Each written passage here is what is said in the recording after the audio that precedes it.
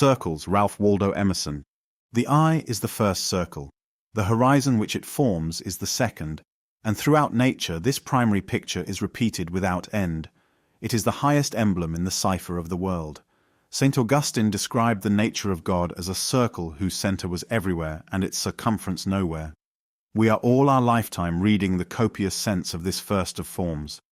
One moral we have already deduced in considering the circular or compensatory character of every human action. Another analogy we shall now trace, that every action admits of being outdone. Our life is an apprenticeship to the truth that around every circle another can be drawn, that there is no end in nature, but every end is a beginning, that there is always another dawn risen on mid-noon, and under every deep a lower deep opens. This fact, as far as it symbolizes the moral fact of the unattainable, the flying perfect, around which the hands of man can never meet, at once the inspirer and the condemner of every success, may conveniently serve us to connect many illustrations of human power in every department. There are no fixtures in nature. The universe is fluid and volatile. Permanence is but a word of degrees. Our globe seen by God is a transparent law, not a mass of facts. The law dissolves the fact and holds its fluid. Our culture is the predominance of an idea which draws after it all this train of cities and institutions. Let us rise into another idea. They will disappear. The Greek sculpture is all melted away, as if it had been statues of ice. Here and there, a solitary figure or fragment remaining, as we see flecks and scraps of snow left in cold dells and mountain clefts in June and July. For the genius that created it creates now somewhat else. The Greek letters last a little longer, but are already passing under the same sentence and tumbling into the inevitable pit which the creation of new thought opens for all that is old. The new continents are built out of the ruins of an old planet. The new races fed out of the decomposition of the foregoing. New arts destroy the old. See the investment of capital in aqueducts, made useless by hydraulics, fortifications by gunpowder, roads and canals by railways, sails by steam, steam by electricity. You admire this tower of granite weathering the hurts of so many ages. Yet a little waving hand built this huge wall, and that which builds is better than that which is built. The hand that built can topple it down much faster. Better than the hand and nimbler was the invisible thought which wrought through it. And thus ever, behind the coarse effect is a fine cause which, being narrowly seen, is itself the effect of a finer cause. Everything looks permanent until its secret is known. A rich estate appears to women and children a firm and lasting fact. To a merchant, one easily created out of any materials, and easily lost. An orchard, good tillage, good grounds, seem a fixture like a gold mine or a river to a citizen, but to a large farmer, not much more fixed than the state of the crop. Nature looks provokingly stable and secular, but it has a cause like all the rest, and when once I comprehend that, will these fields stretch so immovably wide, these leaves hang so individually considerable? Permanence is a word of degrees. Everything is medial. Moons are no more bounds to spiritual power than bat-balls. The key to every man is his thought. Sturdy and defying though he look, he has a helm which he obeys, which is the idea after which all his facts are classified. He can only be reformed by showing him a new idea which commands his own. The life of man is a self-evolving circle, which from a ring imperceptibly small rushes on all sides outwards to new and larger circles, and that without end. The extent to which this generation of circles, wheel without wheel, will go, depends on the force or truth of the individual soul, for it is the inert effort of each thought, having formed itself into a circular wave of circumstance, as for instance an empire, rules of an art, a local usage, a religious rite, to heap itself on that ridge and to solidify and hem in the life.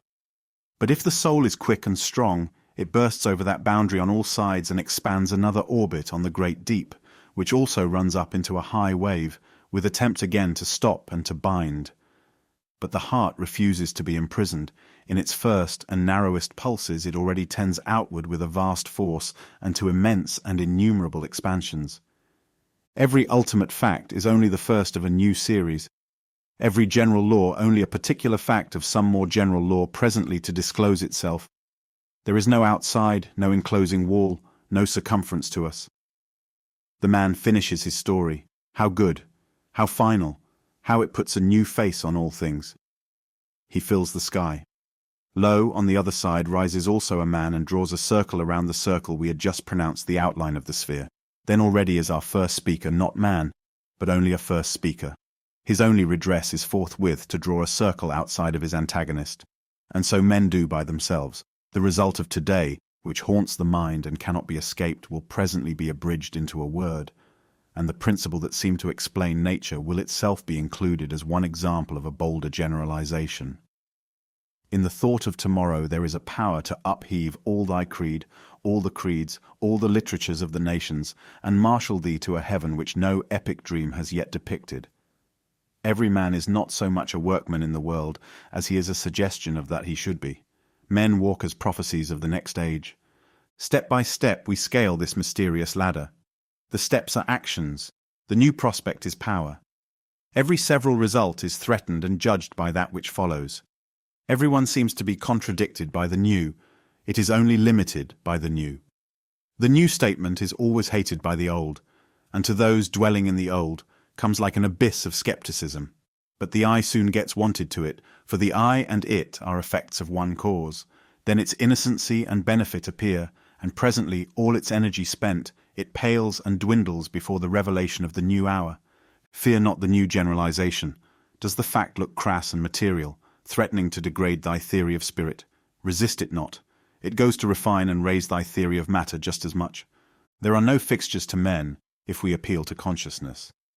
Every man supposes himself not to be fully understood. And if there is any truth in him, if he rests at last on the divine soul, I see not how it can be otherwise. The last chamber, the last closet he must feel was never opened.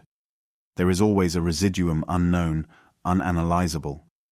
That is, every man believes that he has a greater possibility. Our moods do not believe in each other. Today I am full of thoughts and can write what I please. I see no reason why I should not have the same thought, the same power of expression tomorrow. What I write, whilst I write it, seems the most natural thing in the world. But yesterday I saw a dreary vacuity in this direction in which now I see so much. And a month hence, I doubt not, I shall wonder who he was that wrote so many continuous pages. Alas for this infirm faith, this will not strenuous, this vast ebb of a vast flow.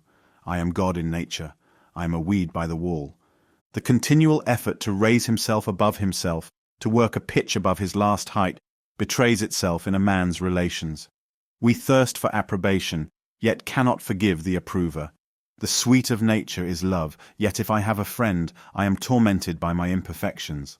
The love of me accuses the other party. If he were high enough to slight me, then could I love him and rise by my affection to new heights. A man's growth is seen in the successive choirs of his friends. For every friend whom he loses for truth, he gains a better. I thought, as I walked in the woods and mused on any friends, why should I play with them this game of idolatry? I know and see too well, when not voluntarily blind, the speedy limits of persons called high and worthy. Rich, noble, and great they are by the liberality of our speech, but truth is sad. O blessed Spirit, whom I forsake for these, they are not thee.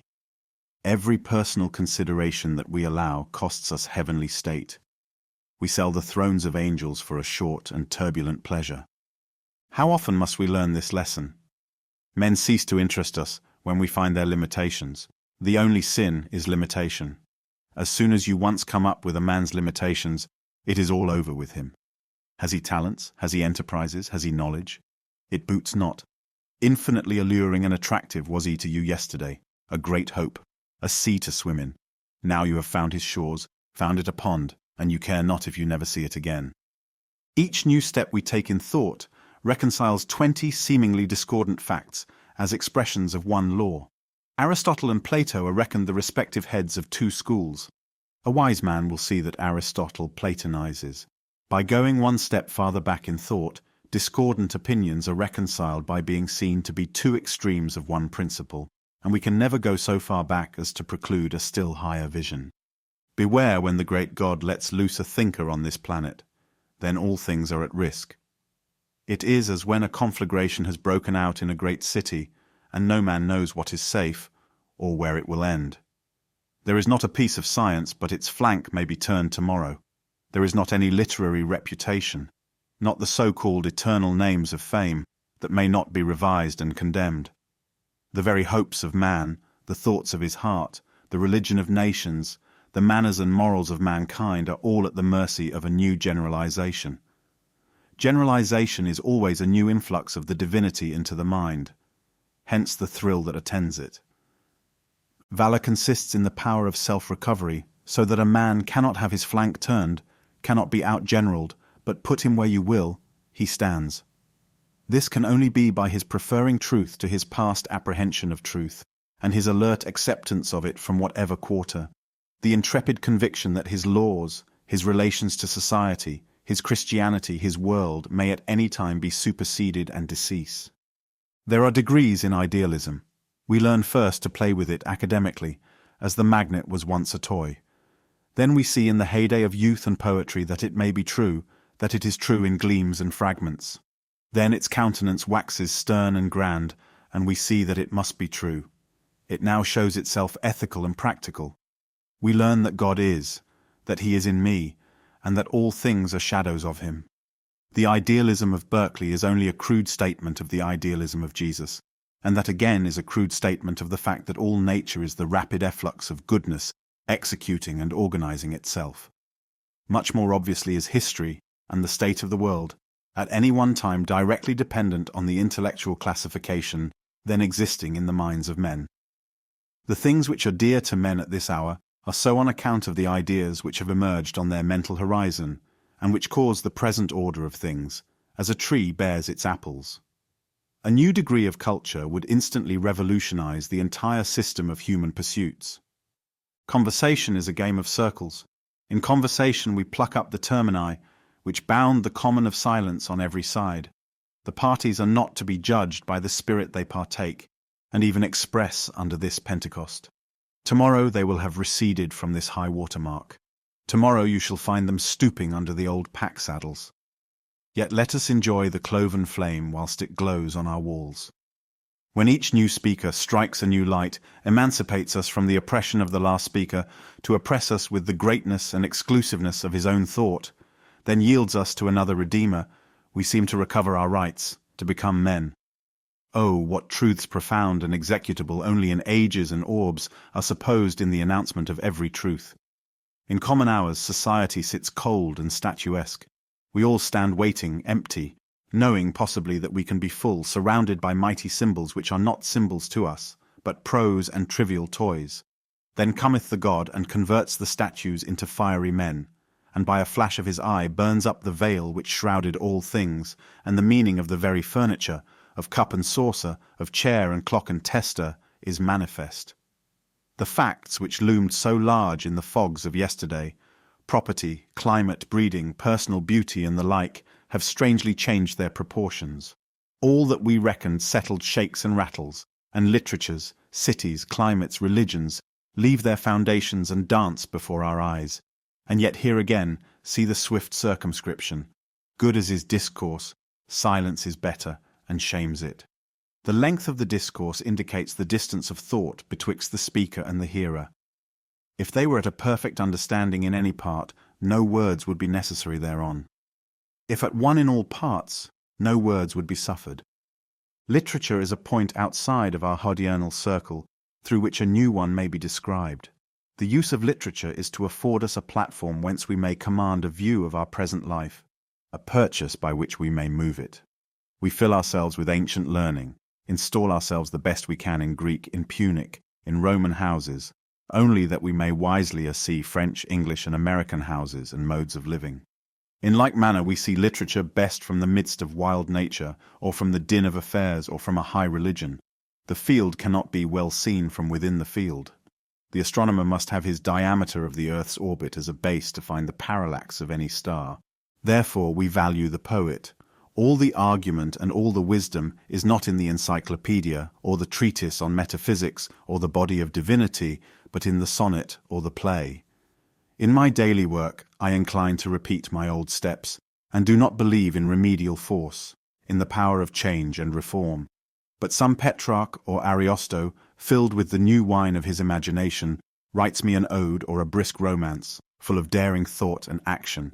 He smites and arouses me with his shrill tones, breaks up my whole chain of habits, and I open my eye on my own possibilities. He claps wings to the sides of all the solid old lumber of the world, and I am capable once more of choosing a straight path in theory and practice. We have the same need to command a view of the religion of the world. We can never see Christianity from the catechism, from the pastures, from a boat in the pond, from amidst the songs of woodbirds we possibly may. Cleansed by the elemental light and wind, steeped in the sea of beautiful forms which the field offers us, we may chance to cast a right glance back upon biography. Christianity is rightly dear to the best of mankind. Yet was there never a young philosopher whose breeding had fallen into the Christian church, by whom that brave text of Paul's was not specially prized? Then shall also the Son be subject unto him, who put all things under him, that God may be all in all. Let the claims and virtues of persons be never so great and welcome, the instinct of man presses eagerly onward to the impersonal and illimitable, and gladly arms itself against the dogmatism of bigots with this generous word, out of the book itself. The natural world may be conceived of as a system of concentric circles, and we now and then detect in nature slight dislocations which apprise us that this surface on which we now stand is not fixed, but sliding. These manifold tenacious qualities, this chemistry and vegetation, these metals and animals, which seem to stand there for their own sake, are means and methods only, are words of God, and as fugitive as other words. Has the naturalist or chemist learned his craft, who has explored the gravity of atoms and the elective affinities, who has not yet discerned the deeper law whereof this is only a partial or approximate statement, namely that like draws to like, and that the goods which belong to you gravitate to you, and need not be pursued with pains and cost? Yet is that statement approximate also, and not final? Omnipresence is a higher fact. Not through subtle subterranean channels need friend and fact be drawn to their counterpart, but rightly considered, these things proceed from the eternal generation of the soul. Cause and effect are two sides of one fact. The same law of eternal procession ranges all that we call the virtues, and extinguishes each in the light of a better. The great man will not be prudent in the popular sense. All his prudence will be so much deduction from his grandeur. But it behooves each to see, when he sacrifices prudence, to what God he devotes it. If to ease and pleasure, he had better be prudent still. If to a great trust, he can well spare his mule and panniers who has a winged chariot instead. Geoffrey draws on his boots to go through the woods, that his feet may be safer from the bite of snakes. Aaron never thinks of such a peril. In many years neither is harmed by such an accident. Yet it seems to me that with every precaution you take against such an evil, you put yourself into the power of the evil. I suppose that the highest prudence is the lowest prudence. Is this too sudden a rushing from the centre to the verge of our orbit? Think how many times we shall fall back into pitiful calculations before we take up our rest in the great sentiment, or make the verge of today the new centre. Besides, your bravest sentiment is familiar to the humblest men. The poor and the low have their way of expressing the last facts of philosophy as well as you. Blessed be nothing, and the worse things are, the better they are proverbs which express the transcendentalism of common life. One man's justice is another's injustice. One man's beauty, another's ugliness. One man's wisdom, another's folly, as one beholds the same objects from a higher point of view. One man thinks justice consists in paying debts, and has no measure in his abhorrence of another who is very remiss in this duty, and makes the creditor wait tediously. But that second man has his own way of looking at things, asks himself, which debt must I pay first, the debt to the rich or the debt to the poor, the debt of money or the debt of thought to mankind, of genius to nature. For you, O broker, there is no other principle but arithmetic. For me, commerce is of trivial import. Love, faith, truth of character, the aspiration of man, these are sacred, nor can I detach one duty, like you, from all other duties, and concentrate my forces mechanically on the payment of moneys. Let me live onward. You shall find that though slower, the progress of my character will liquidate all these debts without injustice to higher claims. If a man should dedicate himself to the payment of notes, would not this be injustice? Owes he no debt but money? And are all claims on him to be postponed to a landlord's or a banker's?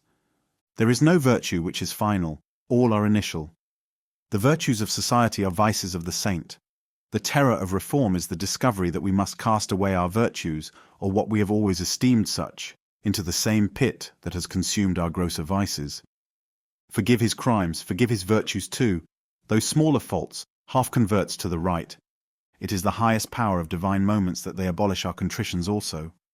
I accuse myself of sloth and unprofitableness day by day, but when these waves of God flow into me, I no longer reckon lost time. I no longer poorly compute my possible achievement by what remains to me of the month or the year, for these moments confer a sort of omnipresence and omnipotence which asks nothing of duration, but sees that the energy of the mind is commensurate with the work to be done, without time. And thus, O circular philosopher, I hear some reader exclaim, you have arrived at a fine Pyrrhonism, at an equivalence and indifferency of all actions, and would fain teach us that if we are true, forsooth, our crimes may be lively stones out of which we shall construct the temple of the true God. I am not careful to justify myself. I own I am gladdened by seeing the predominance of the saccharine principle throughout vegetable nature, and not less by beholding in morals that unrestrained inundation of the principle of good into every chink and hole that selfishness has left open, yea, into selfishness and sin itself, so that no evil is pure, nor hell itself without its extreme satisfactions. But lest I should mislead any when I have my own head and obey my whims, let me remind the reader that I am only an experimenter. Do not set the least value on what I do, or the least discredit on what I do not, as if I pretended to settle anything as true or false. I unsettle all things. No facts are to me sacred, none are profane. I simply experiment, an endless seeker with no past at my back. Yet this incessant movement and progression which all things partake could never become sensible to us but by contrast to some principle of fixture or stability in the soul. Whilst the eternal generation of circles proceeds, the eternal generator abides. That central life is somewhat superior to creation, superior to knowledge and thought, and contains all its circles. Forever, it labors to create a life and thought as large and excellent as itself, but in vain, for that which is made instructs how to make a better. Thus there is no sleep, no pause, no preservation, but all things renew, germinate, and spring. Why should we import rags and relics into the new hour? Nature abhors the old, and old age seems the only disease. All others run into this one. We call it by many names: fever, intemperance, insanity, stupidity, and crime. They are all forms of old age. They are rest, conservatism, appropriation, inertia, not newness, not the way onward. We grizzle every day. I see no need of it. Whilst we converse with what is above us, we do not grow old but grow young. Infancy, youth, receptive, aspiring, with religious eye looking upward, counts itself nothing and abandons itself to the instruction flowing from all sides. But the man and woman of 70 assume to know all, throw up their hope, renounce aspiration, accept the actual for the necessary, and talk down to the young. Let them then become organs of the Holy Ghost. Let them be lovers. Let them behold truth, and their eyes are uplifted, their wrinkles smoothed. They are perfumed again with hope and power. This old age ought not to creep on a human mind. In nature every moment is new. The past is always swallowed and forgotten. The coming only is sacred. Nothing is secure but life, transition, the energizing spirit.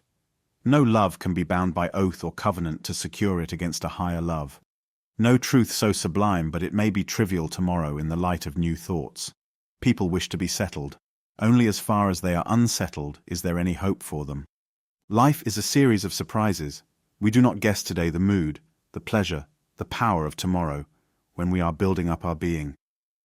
Of low estates, of acts of routine and sense we can tell somewhat, but the masterpieces of God, the total growths and universal movements of the soul, He hideth.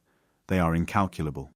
I can know that truth is divine and helpful, but how it shall help me I can have no guess, for so to be is the sole inlet of so to know. The new position of the advancing man has all the powers of the old, yet has them all new. It carries in its bosom all the energies of the past, yet is itself an exhalation of the morning. I cast away in this new moment all my once hoarded knowledge as vacant and vain. Now for the first time seem I to know anything rightly. The simplest words, we do not know what they mean except when we love and aspire. The difference between talents and character is adroitness to keep the old and trodden round, and power and courage to make a new road to new and better goals. Character makes an overpowering present, a cheerful, determined hour, which fortifies all the company by making them see that much is possible and excellent that was not thought of. Character dulls the impression of particular events. When we see the conqueror, we do not think much of any one battle or success. We see that we had exaggerated the difficulty. It was easy to him. The great man is not convulsible or tormentable. He is so much that events pass over him without much impression. People say sometimes, "See what I have overcome. See how cheerful I am. See how completely I have triumphed over these black events." Not if they still remind me of the black event. They have not yet conquered. Is it conquest to be a gay and decorated sepulchre, or a half-crazed widow, hysterically laughing? True conquest is the causing the black event to fade and disappear as an early cloud of insignificant result in a history so large and advancing. The one thing which we seek with insatiable desire is to forget ourselves, to be surprised out of our propriety, to lose our sempiternal memory, and to do something without knowing how or why. In short, to draw a new circle. Nothing great was ever achieved without enthusiasm. The way of life is wonderful. It is by abandonment. The great moments of history are the facilities of performance through the strength of ideas, as the works of genius and religion. "A man," said Oliver Cromwell, "never rises so high as when he knows not whither he is going." Dreams and drunkenness, the use of opium and alcohol, are the semblance and counterfeit of this oracular genius, and hence their dangerous attraction for men. For the like reason they ask the aid of wild passions, as in the gaming and war, ape in some manner these flames and generosities of the heart.